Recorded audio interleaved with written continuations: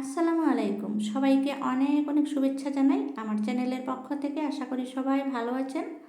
আমার আজকের রেসিপি হচ্ছে ময়দার হালুয়া। তাহলে চলুন আমি ময়দার হালুয়া বানানো আরম্ভ করি। একটা প্যান আমি গরম করে নিয়েছি, তারপরে দিচ্ছি 1 কাপ ময়দা। 1 কাপ ময়দা আমি মেজার করে দিয়েছি। এখানে আমি ময়দাগুলো প্রথমে একটু ভেজে নেব। গ্যাসের ফ্লেমটা অবশ্যই লো রাখতে হবে, আর এইভাবে খুব আস্তে আস্তে নাড়তে হবে। আমরা অনেকেই সুজির হালুয়া সবসময় বানিয়ে থাকি, কিন্তু ময়দার হালুয়া আমরা সাধারণত বেশি বানাই না। কিন্তু সুজির হালুয়ার চেয়েও ময়দার হালুয়া অনেক বেশি টেস্টি হয়। এত সুস্বাদু এই হালুয়াটা একবার না বানালে আপনারা বুঝতে পারবেন না। এই হালুয়াটা পরোটার সাথে খেতে খুবই দারুণ লাগে। এখানে আমি একটা সসপ্যান নিয়েছি, আর ওটাতে নিলাম 1 কাপ পানি। তারপরে চিনি দিলাম 1 কাপ। এখানে আমি 2টা তেজপাতা দিয়েছি, তারপরে 1 টুকরো দারচিনি, 2টা এলাচি। পানিটা আমি ফুটিয়ে রাখবো।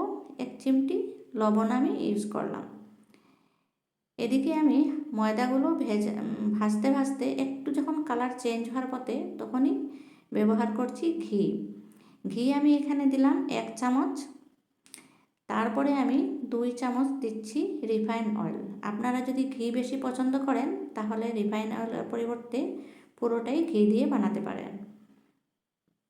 ঘি দিয়ে একটা ছোট চামচ দিয়ে আমি লাম্পসগুলো ভেঙে দিচ্ছি। কোনো অবস্থায় যাতে এটাতে কোনো দলা না পাকে, ময়দাগুলো যাতে দলা পেকে না যায়, এভাবে করে চামচ দিয়ে আমি লাম্পসগুলো ভেঙে ভেঙে খুব সাবধানে নাড়ছি। নাড়তে নাড়তে যখন কালারটা স্লাইট ব্রাউন কালার হয়ে যাবে, তখনই আমি গরম করে রাখা ফুটিয়ে রাখা জলটা ব্যবহার করব। এবার ঢেলে দিলাম ফুটে রাখা আমার জলটা। এখানেও আমি মেজারমেন্ট করে দিয়েছি জলটা 1 কাপ আর আধা কাপ দিয়েছি, আর চিনি দিয়েছি 1 কাপ।